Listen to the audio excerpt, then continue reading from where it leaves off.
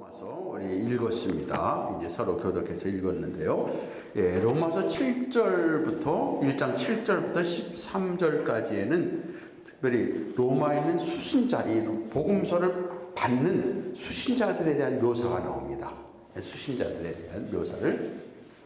예. 사도 바울이 이제 그 서신자들에서 어떻게 언급하는가. 첫째, 수신자들은 하나님의 사랑을 입은 자들이다. 하나님의 소중한 자녀들이다 하고 얘기를 하고 있습니다. 예, 하나님의 사랑을 입은 하나님의 존귀한 자녀들이다. 예. 하나님께서 그 아들을 아끼지 아니하실 정도까지 사랑하시고 또 귀하게 존귀 여기시고 하나님의 사랑의 품 안에서 품어주시는 그런 자녀들이다 하는 것을 먼저 얘기를 하고 있습니다. 그렇다면 오늘 우리에게도 적용해 본다면 우리는 하나님의 사랑을 입은 자들이죠, 먼저. 그래서 그 사랑을 입은 자였기에 우리가 그 사랑에 대한 하나의 그 반응으로 하나님을 사랑해야 되고, 그렇죠? 하나님 말씀대로 살아가는 것이고, 하나님의 소중한 사랑을 입은 자녀고, 존귀한 하나님의 자녀이기에 우리가 존귀하게 하나님의 자녀다운 품위를 가지고 우리가 살아가는 거죠. 예. 자, 두 번째, 수신자들은 뭘로 부름을 받아서 성도라 일컬음을 받았대요. 성도는 뭡니까? 세인트. 가톨릭 같은 데서는 성도는 아무나 안 붙여요. 성 어거스틴, 성 누구, 성은 아무나 그 칭호를 못 붙입니다. 근데 성경에서 보면 우리를 다 성도로 불렀어요. 세인트로 불렀어요. 세인트. 우리는 하나님의 거룩한 자들로 우리가 부르심을 받은 거예요. 하나님의 너는 성도다. 너는 거룩한 자다. 너는 나의 거룩에 참여한 자다. 이렇게 벌써 하나님이 그렇게 부르신 거예요. 콜링을 우리 그런 존재로 부르셨어요. 예. 그래서 나는 성도다. 그러니까 성도니까 성도에 맞게 그 신분에 합당하게 우리가 살려고 애를 쓰고 몸부림치고 이게 그 진정한 성도의 자세지. 예? 그렇죠? 예. 그 다음에 세 번째는 이 수신자들은 어떤 자들이냐면 하나님의 은혜와 평강을 받은 자들이에요. 하나님의 은혜를 받았다. 은혜는 예, 값없이 의롭다함을 받는 하나님이 거저주시는 구원의 은혜, 의롭다함을 받는 은혜를 받은 자들이고, 평강은 뭐예요? 하나님의 평화, 하나님과 화해하고 하나님과 화목을 이루며 하나님의 샬롬을 누리는 자들이다. 이 원론적인 얘기지만 이게 엄청난 진리를 여기서 선포하고 있잖아요. 우리가 세상에서 권력 있는 사람, 부유한 사람의 어떤 그 특별히 총애를 받으면 세상에서 잘 나가는데 하늘의 아버지 하나님의 사랑을 받았다. 엄청난 소중한 자녀, 엄청난 선포 아니에요? 성도다. 엄청난 선포에 이거는 하나님의 선포. 그리고 예, 은혜와 평강을 받은 사람이다. 예. 근데 이것이 하나님 우리 아버지와 주 예수 그리스도로부터 주어지는 은혜와 평강을 받은 자들이다. 여기서 특별히 둘로 나누잖아요. 하나님 우리 아버지와 주 예수 그리스도. 그래서 첫째로 여기서 하나님은 우리가 아버지 하나님을 말하고 예수 그리스도는 예수 그리스도. 그래서 우리 아버지는 성부 하나님이시고 예수 그리스도는 우리 아버지가 아닌, 그렇죠? 우리 주님이시고. 그래서 우리 기도를 예수님께서는 그거를 공적인 특별히 기도에는 그걸 지켜야 되지 않는가. 왜?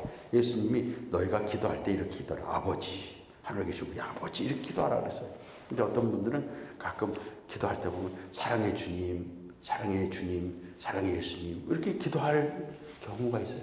그게 틀린 게 아니라 예수님의 뜻으로 말하면 하늘 아버지, 아버지, 살아계신 우리를 사랑하신 하나님 아버지. 먼저 성부 하나님에게 우리가 기도를 드리는 거잖아요. 그걸 우리가 기도 순서로 말하면 그러다가 중간에 성령 하나님 내 안에 충만하게 나를 인도하시고 그걸 기도할 수 있어요. 주님에게 우리가 기도할 수 있어요. 그러나 기도의 전체적인 골격의 시작은 아버지, 하늘 아버지 하나님, 응? 우리 아버지 하나님 이걸 우리가 부르고 기도해야 되는 거예요. 그래서 그런 구별을 위해서 하나님 우리 아버지와 주 예수 그리스도라고 또 얘기를 하고 있고, 그리고 은혜와 평강의 주시는 분은 누구냐면 아버지 하나님과 예수 그리스도가 우리에게 은혜와 긍휼을 베풀어 주시는 평강의 공동 창시자 수여자다. 그런 표현을 생각해 보시고, 그 다음에 수신자와 관련돼 가지고 30페이지입니다. 수신자와 관련돼 가지고 사도 바울은 수신자들에 대해서 그렇게 먼저 표현했잖아요. 하나님의 사랑을 입은 존귀한 자녀요, 그리고 이제 성도요, 하나님의 은혜와 평강을 받은 자다, 이렇게 표현하고 있으면서 그들에 대해서 자신의 마음을 어떻게 표현합니까? 너희들의 믿음이 온 세상에 전파된 걸 생각하면서 하나님 앞에 감사한다.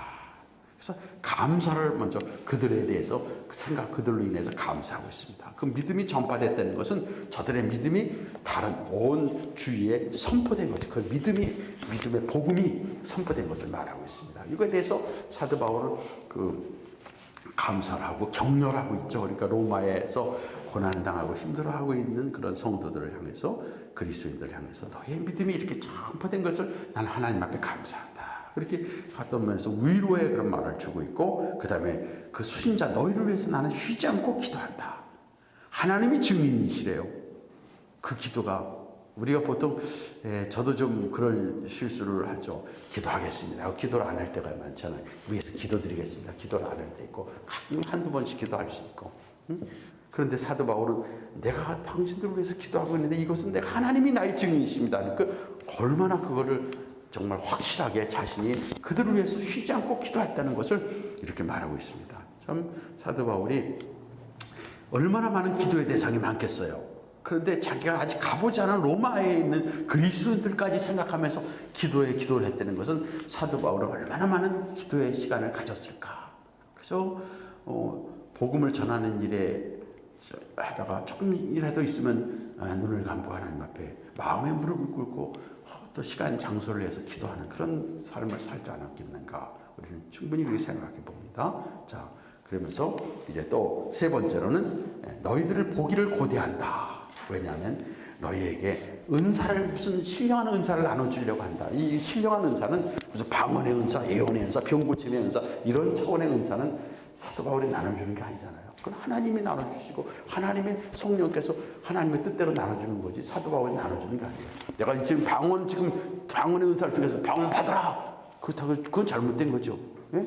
뭐 받으라, 성령 받으라, 뭐 던진다 그러면 뭐 받으래, 그런 좀 몰상식한 그런 행동. 근데 보면 이단들과 잘못된 데 보면 참 뭔가 이렇게 어리석은데 그걸 그냥 잘 받아요. 그러니까 둘 다 책임 있는 것 같아요.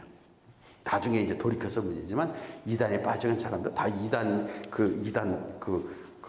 우두머리도 책임 있지만은 그 빠진 사람도 잘못 있고, 뭐 한국 교회 많은 교회 큰 교회에서 막 지금 뭐 비판들 하잖아요. 목사님이 너무나 뭐 이것처럼 받는다. 그 목사님도 잘못이지만 성도들도 잘못 있는 거예요. 그렇게 보시는 부분들도 서로 잘못 있는데 뭐 비판보다는 사도 바울은 이 은사를 나눠준다는 것은 바로 뭐냐면 그 자신이 받은 그런 가르침, 권면, 하나님의 말씀을 그들에게 준다는 거죠. 복음을 준다는 거죠. 그 은사는 그겁니다. 그래서 그거를 자신이 받은 그 하나님의 그 말씀의 은사를, 그 가르침을 그들에게 더 가르쳐서 더 제시해줘서 그들로. 그래서 사도 바울이 로마서에 기록되지 않은 그런 말씀들도 로마에 얼마나 많은 자들에게 가르쳤겠습니까? 로마에 가서. 그래서 그런 것을 그들에게 주기를 원하는, 그것을 원하는 겁니다. 어떻게 해서라도 그런 좋은 가르침의 권면을 그들에게 주고 교제하기 위해서. 참 교제, 참 성도의 교제. 이 세상에서 우리가 바라는 것은 가족을 만나는 것도 교제지만 가족보다 더 진한 그런 영적 교제를 나눌 수 있는 게 교회인데요. 교회에서 그거를. 그래서 저도 제가 섬기던 교회를 떠났습니다. 지금부터 이제 2015년에 떠나게 됐는데, 떠나서 지금 선교하면서 여기 와서 강의하고 하면서 했는데, 그 중에서 몇몇 분들은 지금도 그걸 잊지 못해가지고, 저 연말전 목사님 언제 오십니까? 언제 산타바바라인데 가면 그렇게 또 그냥 반가워하고 좀 그런 게 있어요. 그래서 좀 만나면 위로의 교제가 되고 그런 좀 있습니다. 근데 잠깐만 자주 가기가 좀 부담스러워요. 왜냐면 그분들이 뭐 맨입으로 또 만나질 않으시잖아요. 그렇잖아요. 뭐 선물도 준비하고 그러니까 그 부담스러워서 그럼 그게 아니라고 일단 그 만나면 또 위로가 되고. 근데 사도 바울의 그런 참 얼마나 로마에는 처음 보는 그들도 만나서 말씀을 나눠주고 그리고 그 서로 위로해주고 교제를 나누는 그런 성도의 교제가 이 세상에서 우리가 받을 수 있는 가장 좋은 위로고 그리고 영원히 하나님 나라에 가서 우리는 영원한 교제를 나누는 그런 위로를 받을 자들 아니겠습니까? 예, 사도 바울은 그렇게 수신자들에 대해서 얘기를 하고 그 다음에 31페이지에 보면 그는 수신자들을 여러 번 방문하고자 했던 걸 계획하고 있습니다. 내가 계속해서 너에게 가고자 했다. 그러나 가는 길이 너에게 막혔던 것은 길이 막혔다. 그러나 그 길이 막힌 것은 결국 자신이 아직 해야 될 일이 남아있기 때문에 길이 막힌 것이다. 그리고 여러 가지 방해도 있었고 그렇지만 막혔다. 그래서 가고자 할 때는 그런 것을 또 얘기를 합니다. 회심자를 얻기 위해서 복음 전파를 위해서 가고자 했다.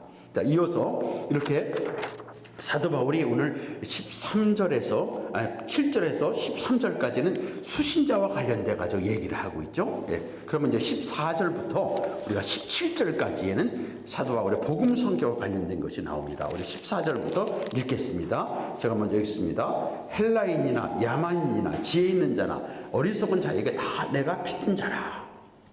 그러므로 나는 할 수 있는 대로 로마에 있는 너희에게도 복음 전하기를 원하노라. 내가 복음을 부끄러워하지 아니하노니 이 복음은 모든 믿는 자에게 구원을 주시는 하나님의 능력이 됨이라. 먼저는 유대인에게요 그리고 헬라인에게로다. 복음에는 하나님의 의가 나타나서 믿음으로 믿음에 이르게 하나니 기록된 바 오직 의인은 믿음으로 말미암아 살리라 함과 같으니라. 예. 오늘 사도 바울의 오늘 여기서는 사도 바울의 그 열정, 그 복음을 전하고자 하는 열정을 여기서 말해주고 있어요. 예? 열정, 얼마나 뜨거운 열정이겠습니까? 우리가 그 열정은 사도 바울의 열정은 저는 사도 바울의 본받고자 하는 것은 그 열정이었습니다. 나도 사도 바울처럼 뭐 성경 쓰고 싶, 뭐 그런 것보다 그래서 이름도 제가 미국 시민권으로 바꿀 때 폴로 바꿨어요. 폴. 왜 그렇게 했느냐? 그리고 저는 한국에서부터 바울 신학을 전공했고 바울 신학에 대해서 관심을 갖고 그랬습니다. 바울. 그 중에서 가장 제가 참 마음에 와닿는 그분의 열정이었습니다.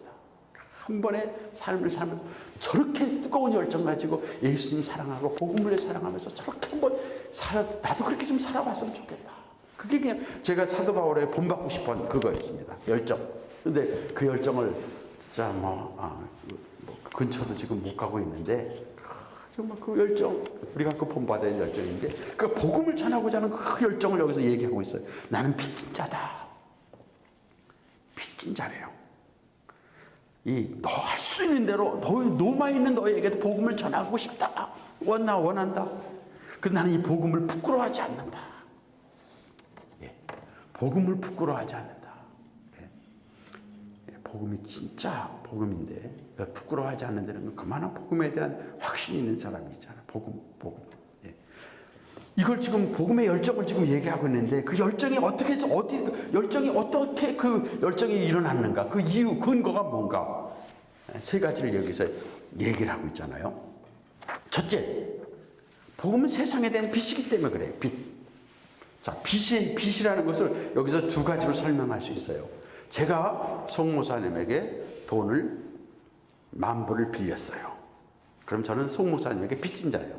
갚아야 돼요. 빌렸으니까. 그런 면에서 빚진 자가 될 수 있고 또 하나 다른 면에서 빚진 자는 제가 송 목사님이 저한테 10,000불을 주셨어. 근데 그 10,000불을 나한테 준 게 아니라 우리 이숙자 사모님 지금 오셨지? 예, 송웅자 사모님. 송웅자 사모님에게 내가 전달해야 돼. 저출하고 10,000불을 저한테 주셨어. 그럼 저는 송웅자 사모님에게 빚진 자예요. 갚아야 돼. 맡겼으니까 줘야 돼. 그렇지 않으면 빚진 자야. 응? 그렇죠. 그런 빚진 자가 두 종류가 있어요. 나한테 돈을 내가 빌려서 갚아야 돼. 그런 빚진 자가 있고 내가 그걸 돈을 전달해 주라고 나한테 맡겼어요. 그럼 내가 갚지 않으면 나는 지금 그걸 갚아야 드려야 돼. 그러면서 빚진 자, 두 종류의 빚자가 있는데 사도 바울이 말하는 것은 두 번째 빚진 자라는 거예요. 하나님께서 나를 구원하신 이 복음 때문에 내가 구원받았는데 이것을 하나님이, 주님이 나에게 맡겼어. 이 맡겨준 거를 누구에게? 이방인에게 전달하라고 맡겼으니까 내가 이방인에게 빚진 자야. 모든 자에게, 로마에 있는 자에게도 빚진 자야. 이걸 전달해 줘야 돼. 그래야 그렇지, 그걸 갚는 거예요. 지금 그런 의미로 이 빚진 자라고 생각하셔야 돼요. 그래서 오늘도 사도 바울뿐만 아니라 우리 주님이 우리에게 맡겼어요. 복음을 우리에게 맡겼어요. 천사에게 안 맡겼어요. 천사에게 맡겼으면 우리가 볼 땐 더 효과적이겠죠? 천사가 그냥 갑자기 확 나타나가지고 사람에게 복음 전하면, 천사가 나타나면 사람들이 얼마나 더 잘 듣겠어요. 그죠? 그럴 수 있을까요? 아니면 직접 예수님이 나타나서 할 수도 있겠지만, 그런데 그건 하나님의 방법인데 우리를 통해서 우리에게 맡겼어요. 복음을 맡기고, 그리고 하늘로 올라가셔서요. 이 복음을 내가 너에게 맡기니 이 복음을 증인이 되라. 맡겼어요. 그래서 우리는 복음을 받지 못한 자에게 전달해 줘야 될 빚진 자예요. 이 빚을 갚아야 돼. 이 갚는 면에서. 그런 의미에서 우리는 복음의 빚진 자다. 이런 걸 여러분 이해를 하셔야 돼요. 전달하라고 하는데 안 전달 안 하고 만불을 내 가지고 끼고 있으면 난 나쁜 사람이 된 거예요. 왜? 저분 건데 저분에게 전달해 줘야 되는데 그 말을 안 듣고 내가 가지고 있으면 잘못된 거죠. 마찬가지로 우리가 주님이, 사도 바울이 그런 의미에서 내가 빚진 자다 이걸 얘기를 합니다. 그래서 사도 바울이 이걸 내가 빚진 자니까 빨리 이거 전달해 줘야 되는데, 그래야 내가 이 짐을 벗어나는데, 그런 면에서 그는 그 열정을 가진 거예요. 그러니까 우리도 그런 면에서 열정을, 이걸 내가 어쨌든 전달해 주고 나면 이제 그런 거예요. 꼭 마치 우리 게임할 때 보면 수건 돌리기 하면서 이렇게 전달하잖아. 그러다가 노래가 딱 끝나면 내 자리에서 끝나면 내가 이제 걸리는 거야. 근데 빨리빨리 전달하잖아. 그러다가 내 자리가 오면 후딱 해서 저 사람이 걸리게. 그런 게임 해보셨어요? 아니, 그런 것처럼 뭔가 이거 빨리 전달해. 그렇지 않고 내가 가지고 있으면 내가 걸리는 거야. 걸린 사람이 이제 일어나서 벌 받아야지. 뭐 노래를 부르다든가 뭘 하든가. 근데 그러니까 빨리빨리 던져야 돼. 나한테 못 오게. 그런 걸 생각하자 우리 복음을 내가 받은 걸 빨리 전달해 줘야. 그래 그게 걸리지 않는 거예요. 나 전달 안 하고 가지고 있으면 내가 걸리는 거예요. 그런 의미로 여러분이 빚진 자다. 그러니까 사도 바울은 이걸 빨리 전달하려고 그냥 그 다음에 두 번째, 복음은 구원을 위한 하나님의 능력이에요. 구원을 위한 이 복음을 받으면 복음이 그들을 지옥에서, 영원한 사망에서, 죄에서 건져내시는 능력이 되니까 이 복음 외에는 구원할 수 있는 게 없거든요. 길이 없거든요. 그러니까 지금 세계적으로 보면요, 현재적인 면에서도 지금 75억이 넘는 인구란 말이에요. 그 가운데서 제가 선교했던 버마, 미얀마 같은 데서는 기독교인들은 몇 퍼센트가 안 돼요. 90몇 퍼센트가 불교예요. 인도네시아 같은 데는, 파키스탄 같은 데서는, 인도네시아 같은 데는 무슬림들이 99%예요, 거의. 아랍 같은 데도 무슬림들이 거의 99몇 프로잖아요. 막 얼마나 그냥 그쪽으로 다 물들어 버렸잖아요. 중국도 크리스찬이 있다 그러지만 지금도 무슬림으로 지금 사회주의로 돌아가고 있고요. 지금 세계 대부분 많이 그래요. 아프리카 쪽에도 무슬림이나 이쪽에서는 막 득세를 하고 있어요. 유럽에서는 기독교가 점점 줄어들고 있어요. 영국에서는 영국 교회가 점점 무슬림 교회로 팔려가고 있고, 무슨 볼링장으로 하고 체육관으로 만들어지고 교회가 다 이렇게 팔리고 있고요. 미국에 지금 기독교가 얼마 전까지는 지금 오바마 같은 데서는 반기독교적인 게 미국의 정서였단 말이에요. 근데 요즘에 그래도 트럼프 때 좀 이게 좀 멈춰가지고 메리 크리스마스가 나올 수 있었지. 전에는 메리 크리스마스 하면 걸리게 됐잖아요. 홀리데이로 해서. 이게 미국의 그 정서였단 말이에요. 그러니까 크리스찬들 가운데서 보수주의 크리스찬들은 얼마나 답답했어요. 근데 그래도 트럼프가 해서 좀 뭐 문제는 인격적인 면에서 좀 이렇게 문제는 있지만 그래도 그런 면에서는 뭔가 좀 하고 있잖아요.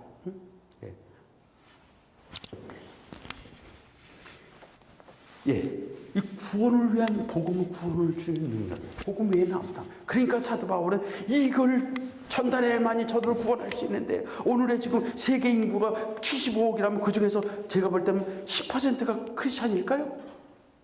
한국 많이 잡아야 20%고 지금도 줄어버려요, 점점. 미국도 20, 30%도 안 되고 줄어버려요. 근데 그 외에 뭐 일본 크리스찬이 몇 퍼센트도 안 돼요. 95, 6%가 다 완전히 그냥 미국은, 일본은 얼마나 귀신들이 700만 귀신, 800만 귀신을 섬기고 있잖아요.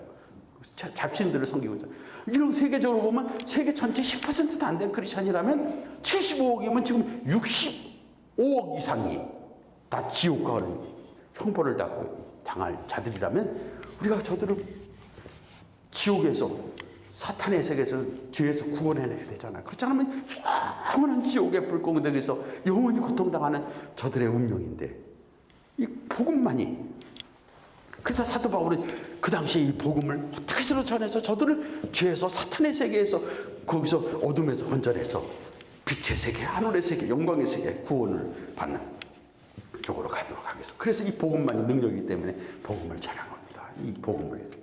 그리고 세 번째로는 이 복음과 관련돼 가지고 어떻게 합니까? 복음에는 하나님의 의가 나타나기 때문에, 복음에는 하나님의 의, 우리가 하나님의 의를, 죄인들은 하나님의 의를 잃어버린 거죠. 하나님의 의가 없어. 그래서 하나님의 의에 이르지 못해요. 죄인은 죄에 빠져요. 그런데 이 복음을 통해서 하나님의 의가 나타나고 그 의를 얻을 수 있기 때문에, 의에 이를 수 있기 때문에 복음을, 사도 바울은 이래서 이 복음의 핵심이 뭐예요? 예수 그리스도, 그의 십자가와 그의 부활, 이것이 핵심이고 그의 구원, 사역, 이걸 전하려고 그렇게 애를 쓴 겁니다. 그래서 복음에 대한 열정을, 어떻게, 왜 그런 열정을 가져봤는가? 왜? 그는 빚자에게 전달해 줘야 되겠고, 그리고 복음에 구원하는 능력이 있고, 그리고 복음에 하나님의 의가 나타나서 그 의를 우리가 얻을 때, 가질 때만이 우리가 하나님의 영광과 은혜 가운데 참여할 수 있는 것이지, 그렇지 않으면 그 의가 없을 때는 하나님 앞에 설 수 없어요. 응? 자, 이런 의. 자, 그러면서 이 하나님의 의에 대해서 33페이지에 조금 더 읽어보시면 좋겠습니다. 하나님의 의는 하나님의 신적인 속성, 성품을 말할 수 있고, 그리고 그 성품과 관련돼서 하나님의 신적인 활동으로까지. 그래서 그 하나님의 의를 그냥 어떤 그냥 개념적인 것으로 보다 어떤 면에서는 하나의 인격적인 그런 것으로까지 얘기합니다. 그래서 하나님의 의가 믿음에서 믿음의 의를 이루게 하는, 믿음의 역사를 우리에게 이루게 하는 것까지. 그래서 하나님의 그런 성품, 하나님의 신적인 활동, 하나님의 신적인 성취, 그러니까 하나님의 의를, 그런 의를 좀 더 이렇게 좀 역동적이면서도 하나의 인격적인 그런 거로 보고 있습니다. 하나님의 거룩함과 함께, 하나님의 신적인 속성과 함께 활동, 그 다음에 성취로 그런 차원에서 좀 이해를 하시고, 자, 그래서 우리 34페이지에 그러므로 중간에 있죠? 중간 밑에 그러므로 34페이지.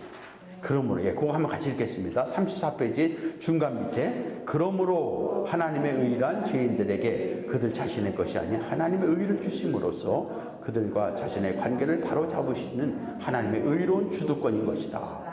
하나님의 의는 불의한 자에 대한 하나님의 의로우신 칭이 의롭지 않은 자를 의롭다고 선언하시는 하나님의 의로운 방식이다. 그 안에서 그분은 자신의 의를 보이시며 또한 우리에게 의를 주신다. 그분은 불의한 자를 위해 죽으신 의로우신 예수를 통해 그 일을 성취하셨다. 그리고 그분은 믿음에 의해 우리가 그분을 믿고 바로 부르짖을 때 그 일을 하신다. 예. 자, 하나님의 의에 대한 그런 하나의 설명이었고요. 그 다음에 믿음에서 믿음으로 이루게 한다. 그것은 우선 믿음의 기원은 하나님에 대한 믿음이에요.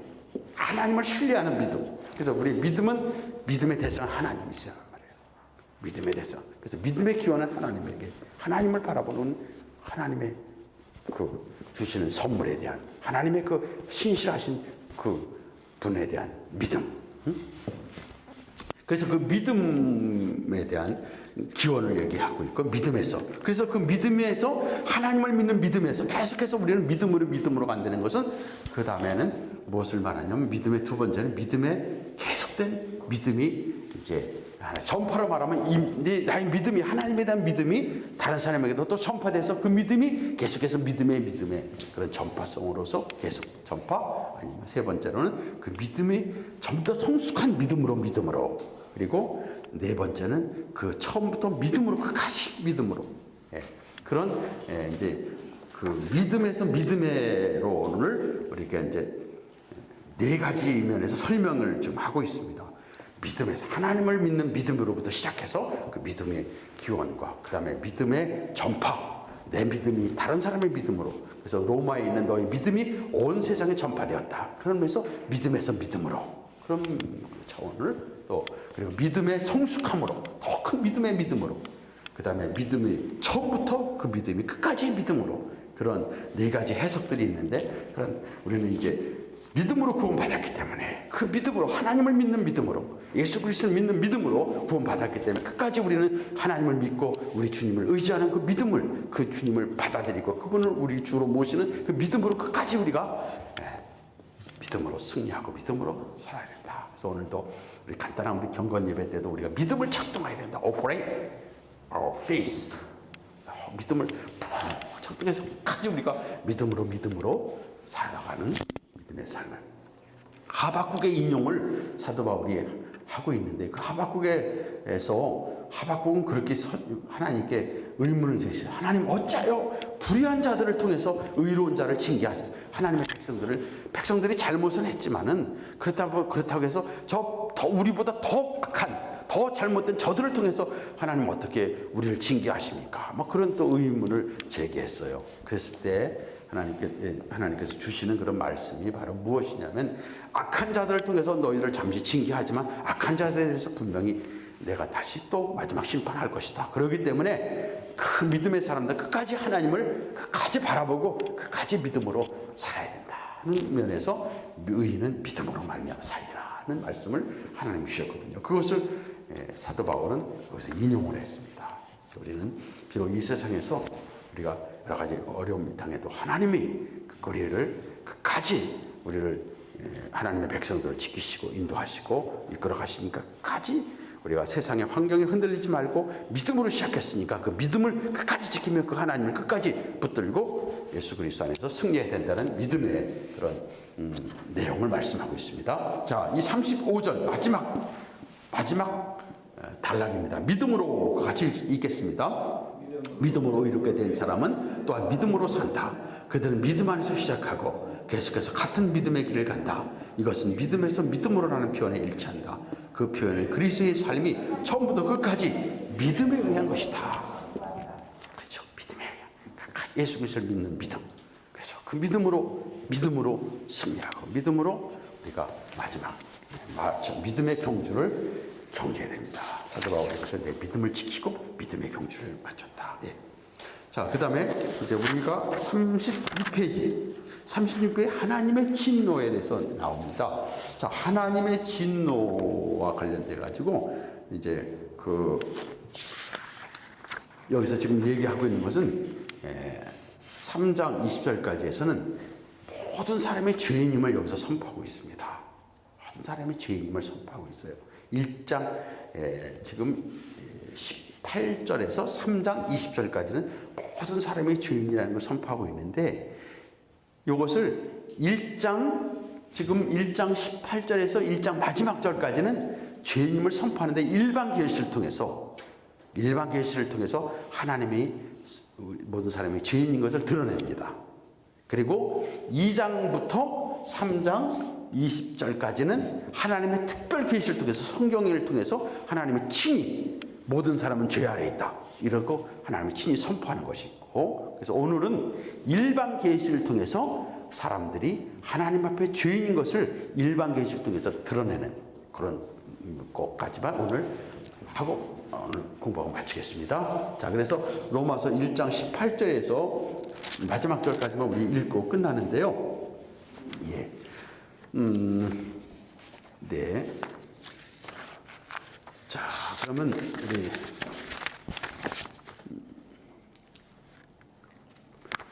18절 32. 예, 우리 먼저 읽을까요? 예, 읽고 하겠습니다. 자, 18절에서 32절까지 내용이 교독을 하겠습니다. 18절, 하나님의 진노가 불의로 진리를 막는 사람들의 모든 경건하지 않음과 불의에 대하여 하늘로부터 나타나나니,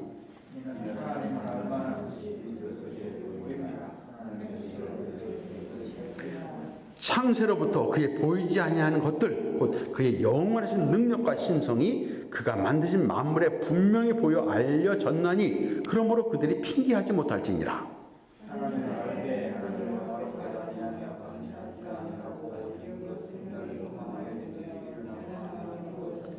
스스로 지혜 있다 하나 어리석게 되어 영광을 썩어질 사람과 새와 짐승과 기어다니는 동물의 모양의 우상으로 바꾸었느니라. 그러므로 하나님께서 그들을 마음의 정욕대로 더러움에 내어버려 주사 그들의 몸을 서로 욕되게 하게 하셨으니 이는 그들이 하나님의 진리를 거짓 것으로 바꾸어 피조물을 조물 때보다 더 경배하고 섬김이라. 주는 곧 영원히 찬송할 이시로다. 아멘. 이 때문에 하나님께서 그들을 부끄러운 욕심에 내어버려 주셨으니 곧 그들의 여자들도 순리대로 쓸 것을 바꾸어 영리로 쓰며 이들도 순리대로 여자 쓰기를 버리고 서로 향하여 음욕이 불릴 듯하며 남자가 남자와 더불어 부끄러운 일을 행하여 그들의 그릇 때문에 상당한 도움을 그들 자신이 받았느니라. 또한 그들이 마음에 하나님 두기를 싫어하며 하나님께서 그들을 그 상실한 마음대로 내어버려 두사 합당하지 못한 일을 하게 하셨으니 곧 문풀이 추악 탐욕 악의가 가득한 자요 시기 살인 분쟁 시기 악독이 가득한 자요 수근수근하는 자요 비방하는 자요 하나님께서 미워하시는 자요 능욕하는 자요 교만한 자요 자랑하는 자요 악을 도모하는 자요 부모를 거역하는 자요 우매한 자요 배약하는 자요 무정한 자요 32절 그들이 이 같은 일을 행하는 자는 사형에 해당하다고 하나님께서 정하심을 알고도 자기들만 행할 뿐 아니라 또한 그런 일을 행하는 자들을 옳다 하느니라. 예, 오늘 여기서 이 하나님의 일반 계시를 통해서 이 사람들의 죄인임을 여기서 선포하고 있습니다. 그래서 죄인이었기에 그들이 죄의 결과를 지금 어떤 상태까지 있느냐. 하나님의 심판. 여기서 하나님의 심판은 우리가 하나님 심판한다 보면 뭐 하늘에서 불이 떨어지고 무슨 사건이 일어나는 그런 쪽에서 하나님의 심판도 있지만 여기서 하나님이 내어버려 두시고 내어버려. 우리 때로는 애들이 너무 막 저거 하면 몰라 네 맘대로 알아서 해. 그거는 어떤 면에서 네가 그거 한번 당해봐. 어려우면 당해봐. 그거 아닙니까? 그래가지고 네가 고통을 좀 맛을 봐야 돼. 내가 너 위해서 하는 거지 아니야? 근데 그래 알았어 네 맘대로 해. 그렇게 내버려둔다. 그럼 결국은 그 손해를 보거나 아픔을 당하는 그건 늘 부모로서는 뻔히 아는데 자꾸만 그 애들이 그걸 모르고 막 우길 때 그런 예를처럼 여기서 보면 내어버려 두셨다. 내어버려. 이게 하나님 심판입니다. 내어버려 두셔가지고 결국은 세상에 악이 막 가고 막 거기에 불의가 막 하고 그런 타락이 막 해서 세상에 막 고통스러운 것이 되는 것이 하나님 어떤 심판의 한 모습인 것도 여기 얘기하고 있습니다. 자, 36페이지에서 보면 하나님의 진노라는 주제인데요. 예, 병을 고치려고 할 때는 먼저 사람이 병원을 찾으려고 할 때는 의사를 찾을 때는 어떻게 하냐면 나에게 지금 병이 심각하구나. 이 병은 내가 지금 고칠 수 없다. 그럴 때 병원을 가요. 근데 나는 뭐 괜찮아. 몸이 아프고 괜찮아. 내가 조금만 노력하면 고칠 수 있어. 괜찮아. 이 병 아무것도 아니야. 그리고 뭐 조금만 이렇게 노력하면 돼. 그러면 병원에 안 갑니다. 의사 안 찾아가요. 근데 이거 내가 도저히 내 힘으로는 안 돼. 내가 어떻게 할 수 없어. 이거 좀 심각해. 이거 병원에 가. 그러면 내일이라도 빨리 막 가려고 어포인먼트 해요. 이것을 여기서 지금 하나 예를 지금 들고 있는데 사람들은요 왜 예수 그리스도를 찾지 않느냐? 그것은 자신들이 죄인임을 깨닫거나 인정하지 않기 때문에 그래요. 네? 인정하지 않기 때문에.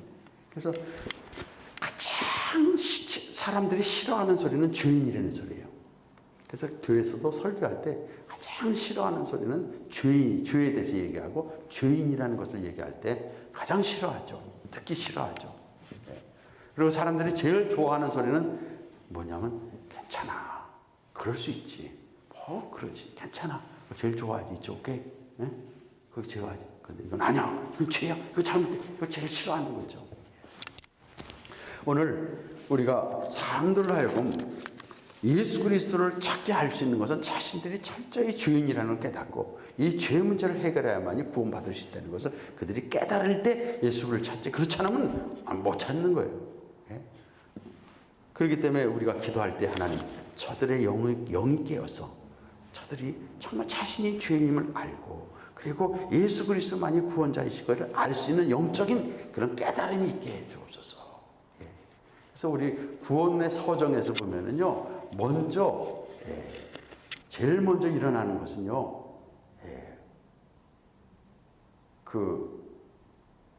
내가 그 사람이 스스로 깨달아서 회개하는 게 그건 다 회개는 사실 나중에 일어나는 겁니다. 먼저는 하나님의 은혜 안에서 그의 심정이 중생의 거듭남의 믿음의 역사가 먼저 시작돼야 돼요. 그리고 나서 회개가 일어나는 거죠. 깨달아지는 거죠. 그럼 이거는 누가 깨달아지고? 하나님의 은혜가 성령께서 우리 안에 그들의 안에 역사할 때 자신이 주인됨을 깨닫고 거기서 이제 발동이 시작돼가지고 이제 하나님을 향하고 회개하고 믿음에 이르게 되는 그게 일어나는 과정 아니겠어요? 그러니까 가장 먼저 일어나는 것은 그 안에서 일어나는 영적인 그 깨달음, 각성, 회심의 역사가 먼저 일어나야 되는 거죠. 오늘 그래서 1장 18절에서 3장 20절까지에서는 모든 사람이 죄인이고 그래서 죄인이 구원을 받아야 된다. 구원의 필요성을 얘기하는 겁니다. 그래서 거기에는 모든 인간을 이제 몇 가지로 나누는데 이방인도 죄인이고 유대인도 죄인이고 도덕 군자들도 죄인이고 이런 것을 나누고 있습니다. 나누고 있고요. 그래서 이런 것을 이제 얘기를 하고 있습니다. 자, 우리 37페이지에 이런 보시면 37페이지에 보시면은 오늘 1장 18절에서 32절까지 하고 마치겠습니다. 1장 18절 32절까지는 이방인들이 모든 사람들이 이방인들이 죄인이다. 이걸 얘기를 하는 거예요, 지금. 그리고 다음 주에 공부할 2장 1절에서 6절까지는 세상에서 나름대로 윤리 도덕을 주장하고 있는 그런 자들도 죄인이다. 그리고 셋째로는 2장 17절에서 3장 8절까지는 유대인들도 스스로 자신들이 뭔가 율법을 지키고 선하다고 생각하는 유대인들도 죄인이다. 그래서 결론으로서 3장 9절에서 20절까지는 그래서 모든 사람들이 모든 인류가 다 죄인이라는 것을 선포를 하고 있습니다. 그러니까 오늘 시작해가지고 다음 주까지 해서는 결국 핵심은 결국 모든 사람은 죄인이라는 것. 그래서 오늘은 일반 계시를 통해서 하나님의 죄인임을 깨닫게 죄시라고 드러내는 거예요. 일반 계시를 통해서 다음 주에는 2장부터 3장 20절까지는 하나님의 특별 계시를 통해서 하나님의 친히 이렇게 해서 죄인이다. 이렇게 해서 죄인이라고 친히 특별 계시를 통한 하나님의 죄인임을 우리에게 드러내주고 있어요. 자, 그러면 오늘은 일반 계시를 통해서 하나님이 죄인임을 알려주시는데 우리 넘어가겠습니다. 38페이지가 되겠죠? 38페이지에 자 이제 1장 마지막 절까지의 내용이 나옵니다. 18절 우리 읽었습니다. 하나님의 진노가 모든 인간의 불의에 대해서 하늘로부터 나타납니다. 하나님의 진노. 이 하나님의 진노에 대한 것을 잠깐 살피겠습니다. 하나님의 진노는 하나님의 분노죠. 분노. 근데 하나님의 진노는 무엇인가? 이건 인간의 분노와는 다른 겁니다. 의분과 또 다른 거예요. 하나님의 분노는 인간의 분노와 다른 것인데 어떤 사람들은 오해해가지고 어떻게 하나님이 의로우시고 사랑의 하나님이 어떻게 분노를 하고 진노를 하느냐. 분노. 그건 맞지 않다. 그래서 이런 것은 이것은 제거해버려야 된다. 그런 게. 그러나 오늘 성경에서 지금 말하고 있는 하나님의 진노는 인간의 분노와는 인간의 의분과는 전혀 다릅니다. 그래서 오늘 여기 내용을 한번 보시면은 38페이지에 중간에 그렇다면 나옵니다. 그렇다면 인간의 분노는 매우 불의한 것과 연관이 되고 있지만은 하나님 분노에는 그런 것이 없습니다. 오직 죄에 대한 분노입니다. 그래서 설명하는 게 있습니다. 하나님의 진노는 인간의 진노와는 전적으로 다르다. 그것은 우라가 치밀어 벌컥 화를 내거나 악이나 원한을 품는 것을 의미하지 않는다. 따라서 하나님의 진노는 악에 대한 거룩한 적의, 악을 눈감아 주거나 타협하는 것에 대한 거부, 악에 대한 의로운 심판이 하나님의 의분, 하나님의 진노, 하나님의 분노예요. 분노. 그래서 인간의 분노와는 다른 그런 하나님의 그 악에 대해서 어떤 타협하지 않는, 그리고 하나님의 거룩한 그런 적의 적대감, 하나님의 심판, 이것을 하나님의 진노라고 말합니다. 자, 이렇게 하나님의 진노는 무엇에 대해서 나타나느냐? 두 가지인데, 경건치 않음과 불의에 대해서 나타납니다. 경건치 않음이, 그럼 경건치 않음이 영어 성경에서도 이제 일반 계시를 통해서 우리 오늘 계시를 통해서 이방인, 여기서는 이방인이 죄인이라는 것을 이제 선포하는데요. 죄인이라는 것을 선포하는데, 여기서 지금 하나님의 진노가 무엇에 대해서 나타나느냐? 하나님의 진노는 경건치 않음. 경건치 않음이 영어로 말하면 godlessness, 아니면 ungodliness. 결국 하나님이 없는 게 불경건입니다. 하나님을 인정하지 않고 하나님 없는 게 불경건입니다. 하나님을 무시하고 하나님을 거부하는 것이죠.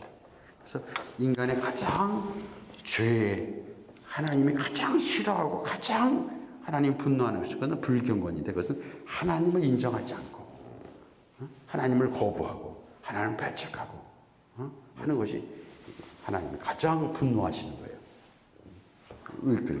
그 의분의 대상이 경건치 않음, 하나님을 거부하는 것이고, 그 다음에 불의 따라오는 것은 자기 욕심대로, 하나님의 뜻에 따라 살지 않고 자기 욕심대로, 자기의 죄성에 따라서 살아가는 불의, 여기에 대해서 하나님은 분노하셔가지고 하나님 심판하시는 거예요. 그러니까 이 세상의 사람들, 결국 이방인들은 결국 하나님이 없는 자들이 아니에요. 여기서 말하는 이방인들, 결국 하나님 불경한 거에 대해서 하나님의 심판을 하나님이 하신다 하는 것을, 하나님의 진노에 대한 대상을 여기서 말하고 있습니다. 자, 이어서 39페이지에서 그 자연 계시를 통해서 하나님이, 그렇다면 특별 계시를 통해서 하나님에 대한 지식을 알려야 합니다. 하나님을 아는 지식을 하나님 알려주세요. 그래서 일반 계시를 통해서도 오늘 20절에 보면 창세로부터 그의 보이지 아니하는 것들, 곧 그의 영원하신 능력과 신성이 그 만드신 만물에 분명히 보여 알게 된다. 일반 계시에서 하나님의 그런 능력과 하나님의 그 신성과 하나님의 살아계심과 하나님의 창조하심을 알려주고 있거든요. 일반 계시를 통해서. 그리고 특별 계시를 통해서 하나님이 창조를 알려주신 거예요. 그래서 창세기 1장 1절부터 하나님의 창조에 대해서 특별 계시가 나오잖아요. 근데 그거 이전에 하나님께서는 일반 계시를 통해서도 하나님의 신성과 하나님의 능력을 하나님 보여주신 거예요. 제가 이번 주에 한국에서 온 조카들 때문에 그리프스 그 천문대를 갔거든요. 그 천문대 보면 그 우주의 그 별들 막 일어나는 것도 다 거기서 보여주는데요. 그것이 거기에 창조주의 능력과 신성과 그걸 다 거기 드러나고 있는데, 사람들은 그것을 인정 안 하고 다 거부하고 있잖아요.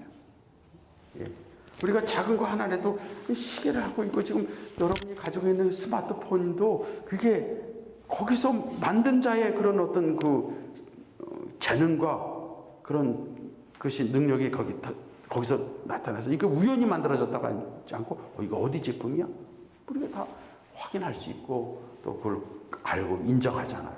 그러면 그거보다 더 엄청난 섬세하면서 위대한 이 우주의 창조, 이 자연의 세계, 그랜드 캐년을 가봐도 그 엄청난 것들이 그냥 저절로 우연히 진화돼서 그게 됐다는 그런 가정하고는 전혀 받을 수 없는데, 거기에 다 하나님의 그 능력과 신성이 다 나타났다고 말하고 있어요. 일반 계시를 통해서. 자, 그래서 일반 계시에서도 사도 바울이 그랬습니다. 만유를 지으신 살아계신 하나님은 자기를 증거하신 것이 아니요 비와 결실, 풍성한 음식, 넘쳐 흐르는 기쁨을 선물로 주셔서 인간들에게 그분이 돌아보신다는 것을 보여주고 있어요. 하나님께서 사시사철 이런 모든 걸 변화를 통해서 지구의 자전과 공전, 이걸 통해서 사시사철의 모든 걸 이거 비를 오게 하고, 이 캘리포니아도 지난주 이번 주 좀 고생은 하셨지만 그래도 이 비가 안 오면 지금 캘리포니아 이 드라이돼서 어떻게 살겠어 여름에. 근데 이 비 때문에 또 이제 우리 가뭄의 해결을 또 넘어가서 우리 살게 돼. 이런 것들을 통해서 우리는 그저 이 하나님이라는 것을 거부하고 살 수 있는 게 하나님의 그런 것을 하나님이 증거하셨는데 이게 일반 계시예요. 근데 일반 계시를 가지고 하나님이 그걸 보여주어서 사람이 어느 정도 알지만은 일반 계시의 그 불충분성이 있습니다. 일반 계시를 통해서 하나님을 온전히 알지 못하고, 그러나 그 일반 계시를 통해서 온전히 알지 못하지만 그러나 일반 계시를 통해서 하나님의 계시되는 증거를 통해서 정죄를 할 수 있어요. 일반 계시를 통해서 그걸 통해서 하나님을 충분히 알 수는 없지만 그러나 그걸 통해서 그들을 불신자들을 정죄를 할 수 있어. 하나님이 이런 걸 나타냈는데 너희들이 그걸 깨닫지 못했다는 정죄의 근거로서는 일반 계시가 될 수 있지만 그러나 충분히 하나님을 알기 위해서는 특별 계시가 필요합니다. 자, 여기 나타납니다. 자, 한번 보시죠. 자, 39페이지에 그 약간 중간 위쪽에 일반 계시가 특별 계시와 다른 것을 요약해 보면 네 가지가 나옵니다. 일반 계시와 특별 계시 차이점. 자, 한번 보시죠. 첫 번째 같이 읽어볼까요? 첫째, 특별 계시는 그리스도와 성경을 통해 특정한 장소에 특정한 사람에게 주어지는 반면 일반 계시는 모든 곳에 있는 모든 사람에게 주어진다. 둘째, 특별 계시는 성자의 성육신과 성경을 포함한 초자연적인 계시인 반면 일반 계시는 자연질서를 통해 주어지는 자연적 계시이다. 셋째, 특별 계시는 그리스도와 성경 안에 있는 최종적이고 완성된 계시 반면 일반 계시는 세상이 창조된 이후 날은 날에게 밤은 밤에게 계속되는 지수적인 계시이다. 넷째, 특별 계시는 그리스도 안에 있는 하나님의 은혜를 계시하는 구원 계시인 반면에 일반 계시는 창조 세계 안에 나타난 하나님의 영광을 계시하는 창조 계시다. 예, 여러분이 뭐 일반 계시와 특별 계시에 대해서 얘기를 합니다. 여기 보시고 돼요. 그래서 그 밑에 자연신학 그 밑에 우리 그 바울이 여기서 말하는 바 그걸 읽겠습니다. 바울이 여기서 말하는 바는 일반 계시를 통해 사람들이 하나님의 능력과 신성과 영광을 알 수 있다는 것과 이러한 지식은 그들을 구원하기에 충분하지는 않지만 그들을 정죄하기에는 충분하다는 것이다. 그들이 그 지식에 따라 살지 않기 때문이다. 그들은 불의로 진리를 막고 있으며 따라서 그들은 핑계지 못한다. 하나님의 진노는 이 같은 인간의 반역에 대해서 나타나는 것이다. 예, 하나님의 진노. 지금도 이 사람들에게 일반 계시를 통해서 하나님의 살아계심과 하나님의 능력과 하나님의 그런 그 존재하심, 창조주에 대한 것을 드러내고 있습니다. 하나님의 섭리에 대해, 하나님의 역사에 대해 드러내고 일반 계시를 통해서. 그런데 그들이 그것을 알면서도 그것을 거부하는 거죠. 예, 그들의 강팍한 마음 때문에 거부하고 오히려 그런 하나님의 창조주 하나님 대신에 오히려 그 피조물을 섬기고요. 예?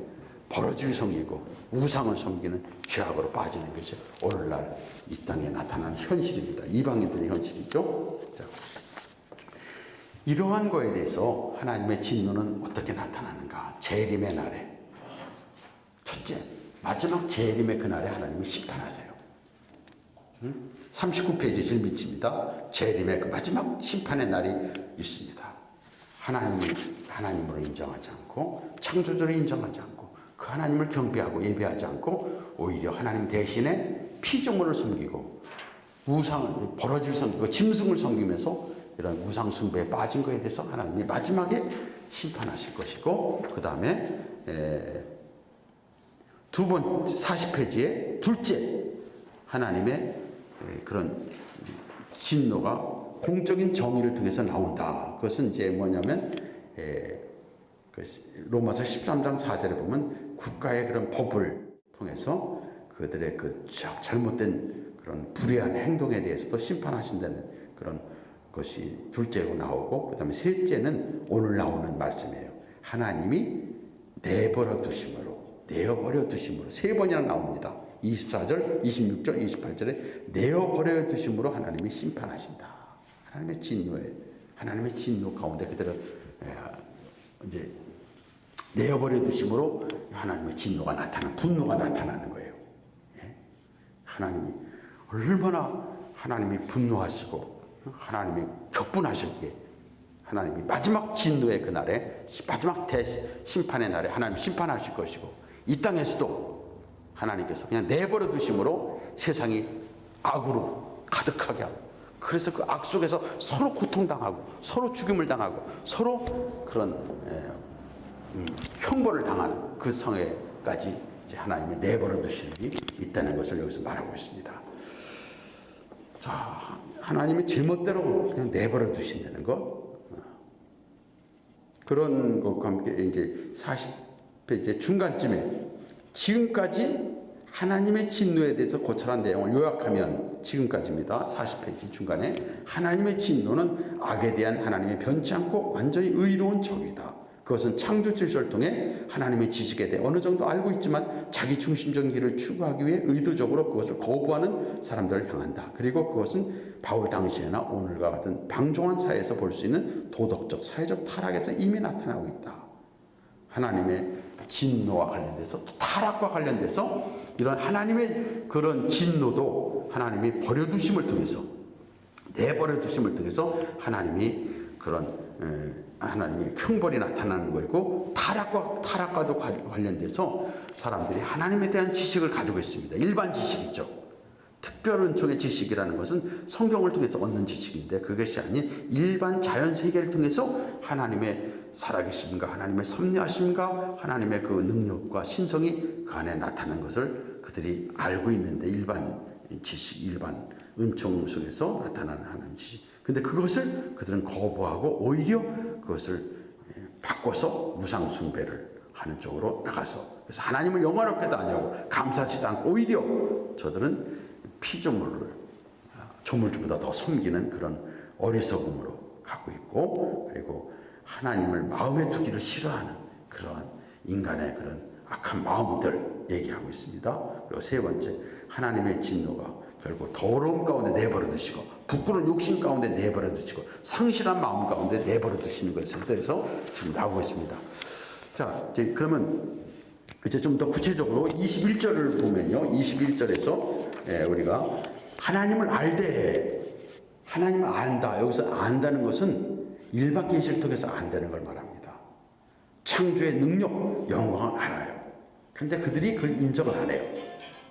이 땅에 인정을 안 하고 진화론이라든가 아니면 다른 거 벌써 반이 되고 있네요. 자, 그래서 이 하나님을 인정 안 하고 오히려 하나님을 경배하는 것 대신에 어리석게 반대로 그걸 하나님 대신에 다른 바꿨다. 어떻게 바꾸느냐? 하나님 대신에 피조물을 섬기는 우상 숭배로 나갑니다. 그것이 결국 그것 때문에 하나님이 저들의 육체의 욕심대로 내버려진 육체의 타락으로 가고요. 진리 대신에 하나님을 아는 지식 대신에 거짓된 그런 우상 숭배 화학냄으로 빠지는. 그래서 결국은 여기 그리고 창조의 순리 대신에 영리로 사람을 쓰는, 그래서 동성연애까지 여기 나오고 있습니다. 그래서 오늘 이 인간의 타락의 죄악성에 있어서 크게 한 두 가지를 얘기하는 거, 하나님을 창조주 하나님으로 저들이 인정을 안 하고 오히려 창조주 하나님 대신에 피조물을, 우상을 만들어 가지고 사람이라는 우상 아니면 버러지, 짐승 이쪽으로 만들어 가지고 하나님 대신에 우상 숭배에 빠지는 죄악. 그리고 그로 인해서 결국 하나님이 창조의 그런 순리, 남자와 여자를 창조하시고 일부일처, 그리고 남자와 여자의 결혼을 하나님이 허락하신 창조의 순리를 바꿔가지고 영리로 저들이 그거를 거스리는 이런 죄악들을 여기서 말하고 있습니다. 자, 이러한 죄악을 통해서 하나님께서 주시는 것이, 오늘 그 성경에 보면 일부일처라는, 남자와 여자를 하나님이 창조하셨고, 그리고 남자와 여자와의 결혼을 하나님이 그것을 순리로 주셨는데 이거를 영리로 바꾸는 그들의 죄악에 대해서 여기 얘기하고 있습니다.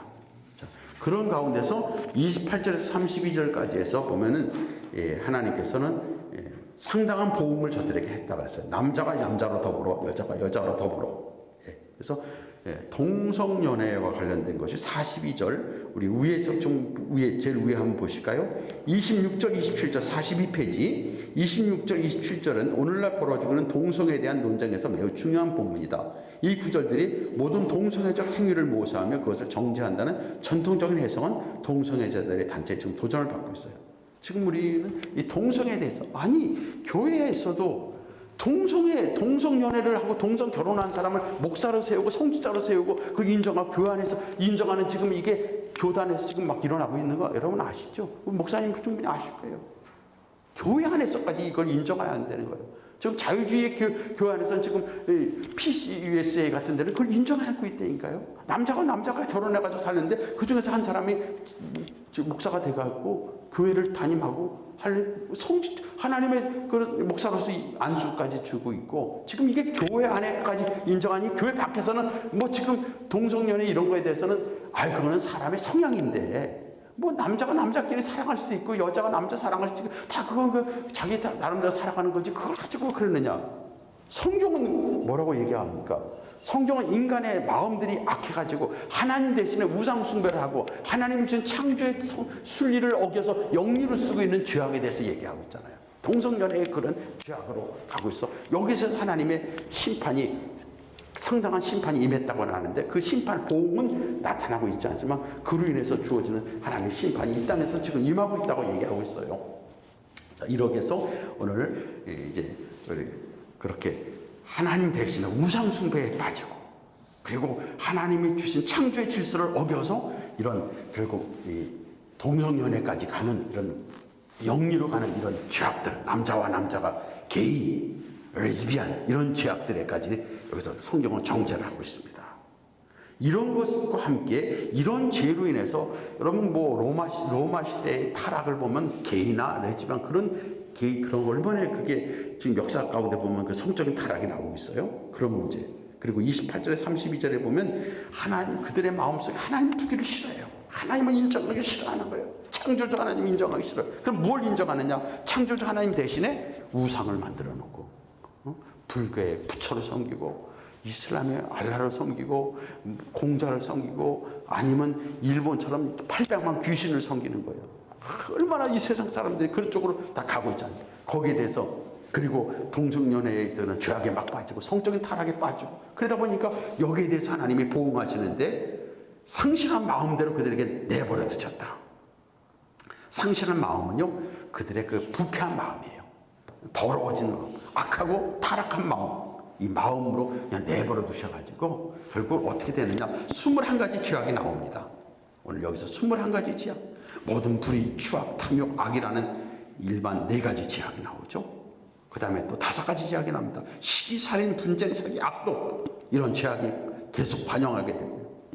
여러분 여기서 이런 일이 일어날 때 얼마나 그 속에서 사람들은 고통에 시기, 살인, 분쟁, 막 다툼, 전쟁 이런 것이 막 일어나 버리는 거예요.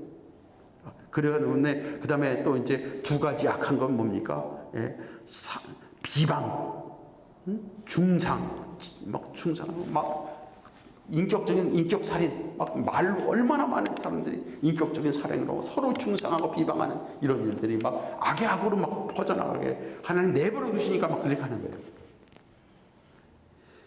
그리고 4가지 또 악이 나옵니다. 하나님을 미워하시는 자, 하나님께서 미워하는 자, 능욕하는 자, 교만하는 자, 자랑하는 자, 또 그 다음에 악을 도모하는 자, 부모를 거역하는 자, 그리고 우매한 자, 배역하는 자, 무정한 자, 무자비한 자, 이런 죄, 악에 계속 악의 악으로 그냥 관용하게 하나님 내버려 두시니까, 그러니까 오늘날도 하나님이 일반은 종 가운데서 하나님이 어떠한 분이신가를 하나님은 계시하고 있어요. 일반 계시를 통해서.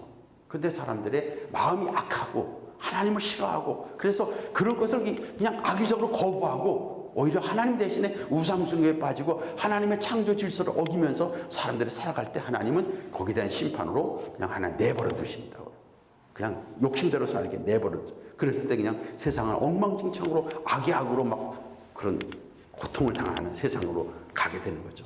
그런 오늘 여기서 지금 얘기를 하고 있습니다. 그래서 결론으로는 인간의 가장 사악함을 32절 마지막 절에서 지금 얘기하고 있는데, 이런 일을 하는 것이 사형에 해당되는 건, 뭐 사형이라는 건 영원한 형벌입니다. 하나님의 영원한 심판, 형벌에 해당되고 알면서도 스스로 자기들을 행할 뿐만 아니라 다른 사람도 행하는 자를 옳다 여기는 이런 아주 그냥 적극적인 악에 대한 그런 모습이 나오고 있습니다. 그러니까 지금 로마서 1장에서 일반 계시를 통해서도 이방인들에게 하나님의 심판이 임하는 것이고, 그들이 일반 계시를 통해서 스스로 하나님에 대한 아는 지식을 거부하고 하나님 대신에 우상 숭배에 빠지고 악으로 가는 그런 것을 지금 정죄하고 있습니다. 그러니까 이방의 모든 이방 세계도 일반 계시를 통해서 하나님의 죄인임을 지금 드러내고 있다. 이게 지금 로마서 1장에서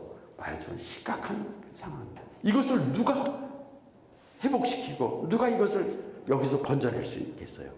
이방 세계에서 일반. 그리고 또 이제 2장부터 나가는 하나님의 특별 계시를 통해서도 이 유대인까지 모든 사람이 죄인이라는 걸 철저히 하나님은 여기서 지금 로마서 1장을 통해서 하나님의 계시가 지금 계속해서 인간을 그렇게 얘기를 하고 있습니다. 그래서 오늘 이런 말씀을 보면서 오늘 좀 부정적인 거지만은 모든 사람이 이방인들의 세계에서 그래서 자연 계시를 통해서 하나님의 계시가 드러나고 있고, 그 속에서 사람들의 그런 악함, 그래서 거기에 대한 하나님의 심판은 내어버려 두십니다. 내어버려 두신 결과 계속 악의 악으로 가는 것이다. 기도하겠습니다. 하나님 아버지, 하나님의 은혜가 아니면 이방 이 세계, 오늘날 이 세상에서 참 악의 이 구렁텅이에서 건져낼 그런 자나 그런 길이 없습니다. 하나님께서는 오늘도 적나라하게 이 세상의 악의 현실에 대해서, 사람들의 부패성에 대해서 계시하고 있습니다. 이것을 오늘 잘 우리가 깨닫고 오직 하나님의 은혜와 하나님의 은총만이 우리에게 소망인 것을 알고, 또 이미 받은 은혜에 감사하면서 오늘도 이방 세계를 이런 관점에서 우리가 보고 하나님의 긍휼과 하나님의 사랑과 복음의 필요성을 우리가 느끼고 전하게 하여 주옵소서. 예수님의 이름으로 기도드리옵나이다. 아멘.